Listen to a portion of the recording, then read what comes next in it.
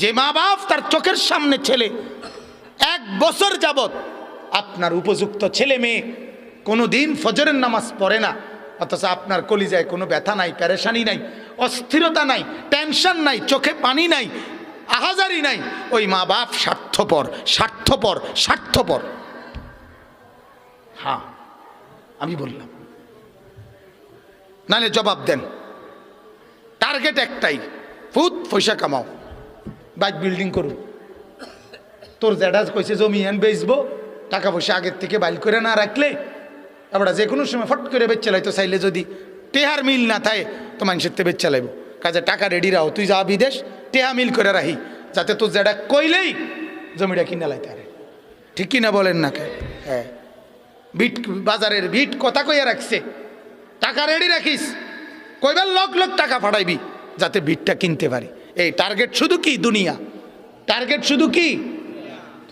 যদি বলেন এটি তো হুজুর নিজের লাগে কি আর করছিনি, জিফুতের লাগে, জিফুতের নামাজ রোজা ছাড়া, আখেরাত বন্দেগী ছাড়া আমনেরে জিফুতের লাইগা এতগুলো জমি, এত টাকার বিল্ডিং, এত কিছু করতে ভুললা আল্লাহ কোরআনে বলছিনি? কথা বলেন না কেন? নবীজি আপনাকে বলছিনি? তো আপনি কাঁদতে বুদ্ধি লইয়া এই মেহনতটা করতেছেন? কার সিদ্ধান্ত, কার পরামর্শে করছেন আপনি বলেন? কার পরামর্শ? অতএব আপনি আপনার ফয়সালা বিনা।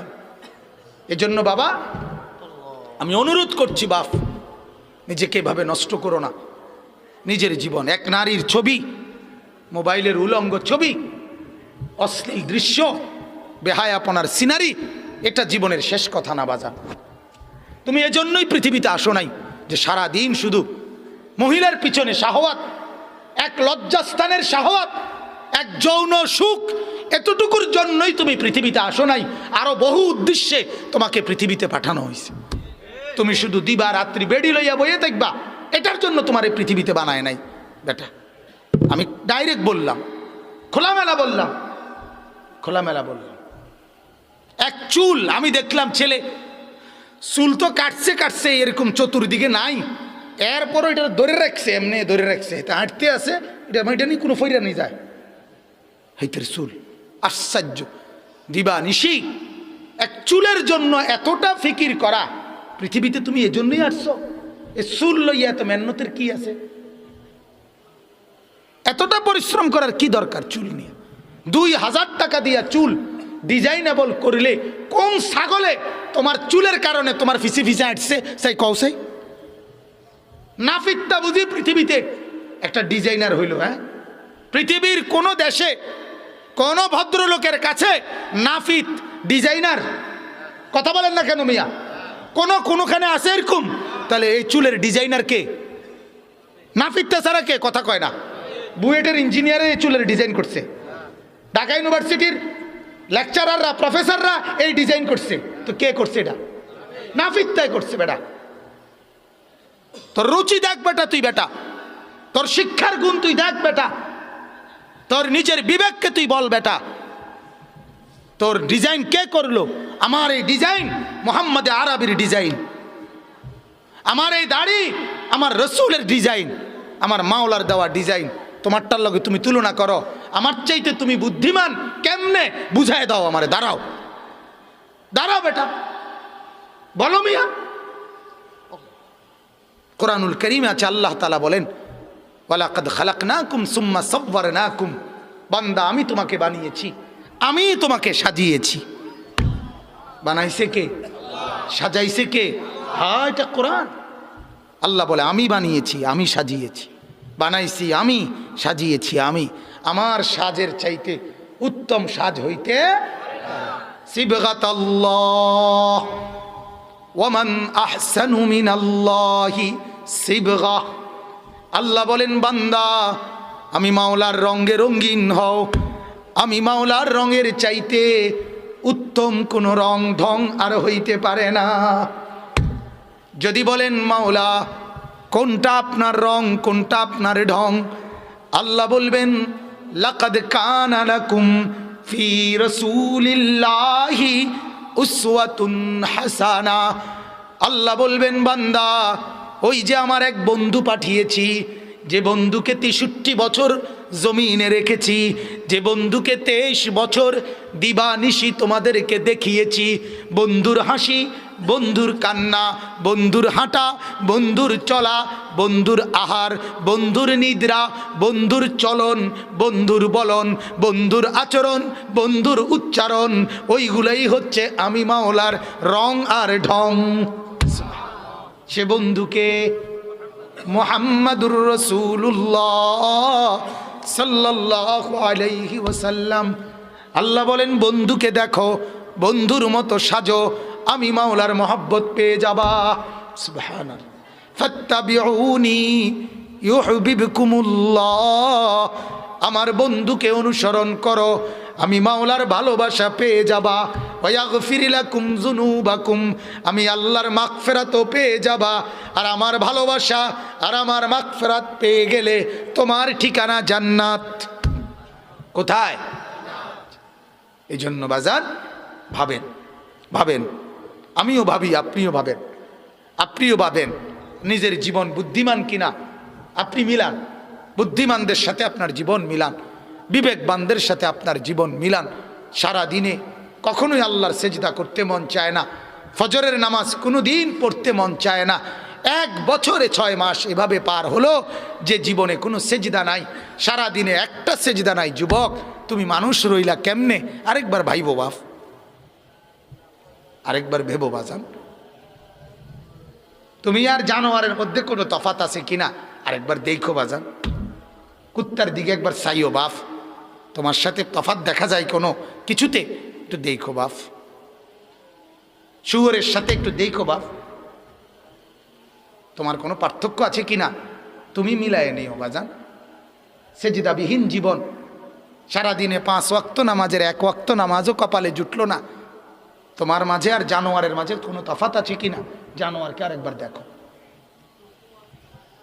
দেখে মিলাও, দেখে মিলাও, দেখে মিলাও। পৃথিবীর হিন্দু, বৌদ্ধ, ইহুদি, খ্রিস্টান যুবক যেই চেহারায়, যেই সুরতে, যেই আকৃতিতে, যেই আচরণে, তোমার মাঝে তার সাথে কোনো পার্থক্য আছে কিনা তুমি একটু মিলাইও, তুমিও মিলাইও বাজান, মিলাই দাও। আমরা মিলাই নিছি আলহামদুলিল্লাহ।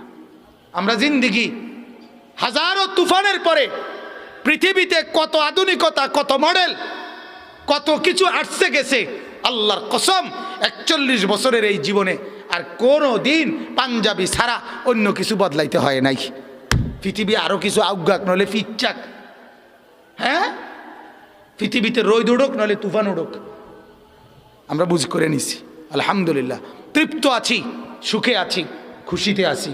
আল্লাহর গোলামি, রসুলের সুন্নতের ইত্তেবা, এর মধ্যে যেই তৃপ্তি আছে, যে সুখ আছে, গোটা পৃথিবীর কোনো নাফরমানের কাছে ওই সুখ নাই, নাই বাজার, নাই, নাই। আমি তো প্রায় বলি বুঝার জন্য, স্বামী স্ত্রীর বৈধ হালাল, একজন পবিত্র স্বামী স্ত্রীর বৈধ হালাল মিলনে একবারে যেটুকু সুখ মিলে, পৃথিবীর সমস্ত নাফরমান উলঙ্গ ছবি দেখে বছরের পর বছর ওই সুখের নাম গন্ধ মেলে না। গুনার মধ্যে সুখ নাই, নাফরমানির মধ্যে যত নর্তকী দেখছো তুমি এই পর্যন্ত সুখ কি পাইছো? প্লাস্টিক দেখতে কি পাইলা? প্লাস্টিকের ভিতরে কি সুখ? আবার কথা বলেন না কেন? হিন্দি সিনেমার নর্তকী তুমি ধরতেও পারলা না, ছুঁইতেও পারলা না, তুমি তো শুধু প্লাস্টিকে না দেখছো, প্লাস্টিকে না। বিনিময়ে তুমি পেয়েছো কি? পেয়েছো তোমার নিজের শরীরের ক্ষমতা, নিজের সক্ষমতা, এটা নষ্ট হওয়া ছাড়া আর কিছু। যার কারণে ফ্যান টানে, দেন না ফ্যান টানে, মাফুলা ফ্যান দেখছেন না আপনি? ফ্যান টানে যে কি, ও ফ্যান টানেন কা? ওই যে কোমর নাই যে, হ্যাঁ, কোনো হুজুরের জীবনে দেখছেন নি আপনি এরকম লুঙ্গি টানতে? আপনি জীবনে দেখছেন নি? আপনি জীবনে কোনোদিন দেখছেন নি কোনো হুজুরে পায়জামা টানতে? যদি দেখতে থাকেন আমার জানাইন, আমি হে হুজুরে চাইয়াম, বর দরকার হলে তারা লইয়া যাবো এই ইউটিউবার করে, এরা ছবি উঠে। হ্যাঁ, জীবন শেষ করে দিচ্ছেন, জিন্দিগি বরবাদ করে দিচ্ছেন। আজ ইনকিলাবের রাত, আজ পরিবর্তনের রাত, আজ জিন্দিগির হিসাব কিতাবের রাত, আজ বরকতের রাত, আজ মুবারক রাত, এই মুবারক রাতে যুবক মুসলমান পর্দার আড়ালের মা আর বোন সবার কাছে অনুরোধ, এক ভাইয়ের অনুরোধ, এক বন্ধুর অনুরোধ, এক সন্তানের অনুরোধ, আপনাদের এক দরদি বন্ধুর অনুরোধ করছি বাজান, নিজেদেরকে বদলান, নিজেদের জীবন আরেকটু সাজান। এইভাবে লাগাম ছাড়া জীবন ছেড়ে দিয়েন না। জিন্দিগি যেভাবেই কাটান, রাত ভোর হবেই, দিন রাত হবেই, কবরে যেতে হবেই। ঠিক কিনা বলেন না? মানেন কিংবা না মানেন, গ্রহণ করেন কিংবা বর্জন করেন, হ্যাঁ আল্লাহর গোলামি করেন আর নাফরমানি করেন, নির্দিষ্ট সময়ে চলে কিন্তু যেতেই হবে। হবে কি না বলেন না বাপ? হ্যাঁ, রাত কিন্তু ভোর হয়ে যায়, দিন কিন্তু রাত হয়, সকাল দুপুর হয়, ছোট্ট শরীর যৌবন হয়, যৌবনের শরীর আবার বৃদ্ধ হয়। হয় কি না? দেখতে দেখতে ওনার খবরও নাই কোন দিন ওনার জওয়ানি শরীর থেকে শরীরের সক্ষমতা চলে গেছে হাতের জায়গায়, কিন্তু কি সেই যৌবনের শক্তি আছে না? হাত পাও সব জায়গাত আছে না? কথা বলে না কেন? কিন্তু ভেতরে শুধু কি নাই? জওয়ানিটা নাই, শক্তিটা নাই। আল্লাহ তাআলা বলেন এভাবেই বান্দা রাত আর দিনের আবর্তনে কোনো এক ফাঁকে আমি তোমার যৌবনের শক্তি, তোমার এই জওয়ানি আমি দূর করে তোমাকে বৃদ্ধ বানিয়ে দেব। তুমি টেরও করতে পারতে, দেখতে দেখতে নাই। আমার বয়স যখন 40 বছর শেষ হয়েছে, এরপর থেকেই আমার কোমরে ব্যথা, মেরুদণ্ডের হাড়ে ব্যথা। আমি একটা আলাদা সিটে বসি, এটাতে না বসলে আমি ব্যথা পাই। আপনার এটা ডাক্তার দিছে আমারে। আমি প্রথম যেদিন এই কোমরের ব্যথা, মেরুদণ্ডের ব্যথার জন্য প্রথম যেদিন ডাক্তার দেখাইছি, উনি আমারে জিগাইছে, হুজুর আপনার বয়স কত? আমি বললাম 40 শেষ হয়ে স্যার 41-এ পড়ছে। সাথে সাথে ভালো ডাক্তার মাশাআল্লাহ, উনি আমারে বলছে হুজুর এখন থেকে বাকি হায়াত রোগ শোক নিয়ে বাঁচতে হবে, এটার জন্য রেডি হয়ে যান। রঙের ঘুড়ি শেষ, রঙের ঘুড়ি কি শেষ। আজ আমি এরকম বয়ান থেকে নাইমা আস্তা 7 আপ ফ্রিজের ঠান্ডা, একদম ঠান্ডা 7 আপ, আস্তা 7 আপ 1 লিটার আধা লিটার পুরোটা খাইতাম তখন। কিন্তু এখন যে দেখেন গরম পানি ছাড়া একটু এই আলাদা আপেল আঙ্গুর এগুলো খাইতেও ভয় লাগে যে ঠান্ডা নিয়ে লাগিয়ে যায়। এই জিন্দিগি সময়ের ব্যবধান, অল্প সময়ের ব্যবধান, জিন্দিগি এলোমেলো। অতএব বাপ রাত গভীরে অনুরোধ করছি, আজ পরিবর্তনের রাতে, এক বরকতময় রাতে এখনই ইনশাআল্লাহ আমরা গুনাহ থেকে তওবা করব। ঠিক আছে ইনশাআল্লাহ? সিদ্ধান্ত নিতে পারিনি বাপ, দেখো না একটু হিম্মত করো না ভাইয়া। আল্লাহ আমাদেরকে তৌফিক দান করুক আজকের এই শবে বরাতে। তাহলে আমি এবার আয়াতগুলো থেকে অল্প একটু কথা বলে আমার কথা, আমি মূল কথা, আমি যেই আহ্বানটা করতে চাইছি সেটা আমি করে ফেলছি। আমার মূল আবেদন এটাই, যুবক তুমি বদলে যাও, মা আপনি বদলে যান, বোন আপনি বদলে যান, বাবা আপনি বদলে যান, মুরব্বীরা চায়ের দোকানের আড্ডা ছেড়ে দেন, বিড়ি খানার অভ্যাস ছেড়ে দেন, মিথ্যা কথা বলা গালিগালাজ করার অভ্যাস ছেড়ে দেন, হারাম উপার্জন ছেড়ে দেন, টেলিভিশন ঘরে নাটক সিনেমা নর্তকীর নাচ, এই অবস্থায় কবরে যাইয়েন না বাজান। এভাবে কবরের ঘরে রাইখা, ঘরওয়ালাদেরকে টেলিভিশনের উপরে রাইখা আপনার কাছে অনুরোধ, কবরে যাইয়েন না। আমার আব্বা যেদিন কবরে গেছে, ইন্তেকাল করছে, আমরা 5 ভাই 3 বোন, আমাদের ছেলে পেলে মিল্লা 25 জন, প্রায় 25 জন আমরা চতুর্দিকে বসে আল্লাহর কোরআন পড়তেছিলাম। আল্লাহর কসম আমার আব্বা, এরপরে আব্বা জীবিত তখনও, লম্বা হয়ে শ্বাস টানতেছিল, তখন আমরা কোরআন পড়া অবস্থায় আমাদের ঘরে বাসায় আমার আব্বা ইন্তেকাল করছেন। আমি মাকে সব সময় বলছি, মা এখনও আছেন। মা যখনই আব্বার কথা উঠায় তখন আমি বলি, মা আমার আব্বার আশা করি কোনো আফসোস থাকবে না, কারণ ফেরেশতা জিজ্ঞাসা করলেই আমার বাপ বলবে, মাওলা আমি আমার 25 থেকে 28 জন জিফুত নাতি নাতনি আপনার কোরআন পড়া অবস্থায় রাইখা আপনার কাছে আসছি। অনুরোধ বাজান, ঘর কিসের উপরে রেখে যাচ্ছেন? ফার্নিচার দিয়া কবরে হিসাব হবে না, সেজদা দিয়া, সেজদা দিয়া, কি দিয়া? সেজদা, জিকির, তেলাওয়াত, তসবিহ, কোরআন, দান, সাদাকা, আল্লাহর মহব্বত, রসুলের অনুসরণ, সুন্নাত এর দ্বারা হিসাব হবে। মাটির উপরের ঘর সাজে খাট পালং আর সোফা দিয়ে, মাটির ওই পাশের কবর সাজে সেজদা এবং তেলাওয়াত জিকির দিয়ে। এই ঘর যদি সাজাইতে হয় সোফা আর ফার্নিচার দিয়ে, সেই ঘর মাটির ওই পিঠে আর একটা ঘর আছে না আমার, বোঝেন নাই আমার কথা? মাটির উপরে যেমন আমার একটা ঘর আছে, মাটির ওই পিঠে আমার আর একটা ঘর আছে কিনা? হ্যাঁ, এই ঘর যেমন সাজাইলাম সোফা দিয়ে, ওই ঘর সাজাইতে হবে সেজদা দিয়ে, জিকির দিয়ে। দোনোটাই আমার ঘর, দোনোটাই আমার ঘর। এই ঘরের জন্য 60 বছর শেষ করে দিলেন বাজান। ওই ঘর সাজাবার জন্য আরেকবার হায়াত পাবেন? আরেকবার ফিরে আসতে পারবেন?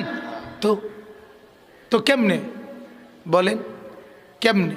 এই 100 টাকা হুজুরে দিলে এতে সারবে না। এই দোয়া করে দিলে হুজুর 100 টাকা দিয়া আর আপনার নাফরমানি সব চলবে, আপনার সব নাফরমানি আমি আপনার এই বেহেস্ত দিয়ে ফরুম। বেহেস্ত আমার দ্বারে তো টেন্ডার দিছে, কে কথা কন না? বেহেস্ত আমি তো টেন্ডার লইছি, ঠিক না? তাইলে আমি তো দৌড়ের উপরে, উনিও তো দৌড়ের উপরে। হাসরের ময়দানে ওনারে হিসাব দিতে হবে না, আমারে দিতে হবে না, বলেন না বাজান? তাইলে ভাবেন, হাত্তা ইদা জা আহাদাহুমুল মাউতু ক্বালা রাব্বিরজিউন, কোরআনের আয়াত আছে। আল্লাহ বলেন প্রতিটা নাফরমানের সামনে মৃত্যুর মুহূর্তে মালাকুল মউত আজরাইল এসে দাঁড়াইলে প্রত্যেকটা পাপী আল্লাহর কাছে বলবে, আল্লাহ দুনিয়াতে আরেকটু থাকতে দেন, মালাকুল মউতকে যেতে দেন, আমার আরেকটু সুযোগ দেন। লাআল্লি আমালু সালিহান ফীমা তারাকতু, আল্লাহ যে আমলগুলো করি নাই সেই আমলগুলো এখন একটু সুযোগ পাইলে করব, আপনি আমাকে একটু সুযোগ দেন। আল্লাহ কোরআনে বলেন, কাল্লা, কখনোই না, ইন্নাহা কালিমাতুন হুয়া কাইলুহা, এরে নাফরমান, এগুলো তোর কথার কথা, এগুলো তোর ফাঁকা বলি, তুই মিথ্যুক, তুই এগুলো এমনি বলছিস, আমি তোকে আর দুনিয়ায় ফেরত যেতে দেব না, এখন থেকে নিয়ে ইসরাফিলের ফু পর্যন্ত তুই ওই কবরেই পড়ে থাক। ওমিন ওয়ারাইহিম বারযাখুন ইলা ইয়াউমি ইউবআসুন। এইখানে এই আয়াতগুলোর পরে আছে, এরপরে যখন জাহান্নামে ফেলবে হাসরের ময়দানে নাফরমান তখন আল্লাহকে বলবে, রব্বানা গালাবাত আলাইনা শিকওয়াতুনা ওয়া কুন্না কওমান দাল্লিন। যুবক শোনো আমার এই কথা, আল্লাহর কাছে নাফরমান জাহান্নামে পড়ে বলবে, আল্লাহ আমার এই কপাল বড় মন্দ, আমার এই কপাল বড় বদনসিব, আমি বড় অসভ্য, দাল্লিন গোমরাহ নাফরমানদের সাথে আমার জিন্দেগি কাটছিল, এই কারণে মাওলা আজ আমি আটকায় গেলাম, হ্যাঁ এটা বড় বিষয়, আমার জীবনের সৌভাগ্য আমি নেককারদের সাথে চলছি। তোমার জীবনের বদনসিব, তুমি নাফরমান বন্ধুদের সাথে চলছো। যে বন্ধু তোমার উলঙ্গ ছবি দেখায় সে বন্ধু না, যে বন্ধু তোমারে নর্তকীর খবর বলে সে বন্ধু, যে বন্ধু তোমার আরেক অসভ্য মেয়ের প্রেমের লাইন করে দেয় ওইটা বন্ধু না, ওইটা জানোয়ার, ওইটা ইবলিস, ওটা শয়তান, ওটা ইবলিস ছাড়া আর কিছু না, এজন্য তখন নাফরমান জাহান্নামের তীব্র আযাবে বলবে, আল্লাহ গালাবাত আলাইনা শিকওয়াতুনা, আমার কপাল মন্দ মাওলা, ওয়া কুন্না কওমান দাল্লিন, আমি এক পথভ্রষ্ট জাতির সাথে ছিলাম যারা আমারে কোনোদিন আখিরাত মনে করায় নাই, পরকাল মনে করায় নাই, কবর মনে করায় নাই, এমন দুষ্টদের সাথে ছিলাম আমি। তার এরপরে বলবে, রব্বানা আখরিজনা, আল্লাহ আমাকে এখান থেকে বাইর করেন, আমি আর পারছি না মাওলা, আমি আর আযাব সহ্য করতে পারছি না, আল্লাহ আমাকে একটু উদ্ধার করেন। ফাইন উদনা, যদি আল্লাহ আবার আমি নাফরমানি করি, ফাইন্না যালিমুন, তাহলে আমি বড় পাপী।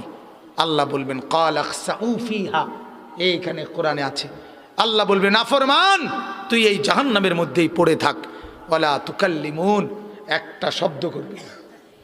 কোরআনের আয়াত বাজান, ওয়ালা তুকাল্লিমুন, একটা শব্দ করবি না, নাফরমানার আযাব ভোগ করতে থাক, আর কোনো কথা বলবে না। তাফসীরের মধ্যে আছে, আমরা নিজে পড়ছি, যখন আল্লাহ বলে ফেলবে কোনো জাহান্নামীকে তুই আর কথা বলবি না, তখন আর ওই নাফরমানের জবান দিয়ে জাহান্নামে আর কোনো শব্দ বের হবে না। তাফসীরের মধ্যে লিখছে তখন ওই জাহান্নামী কুকুরের মতো অথবা নিকৃষ্ট গাধার মতো আওয়াজ করবে।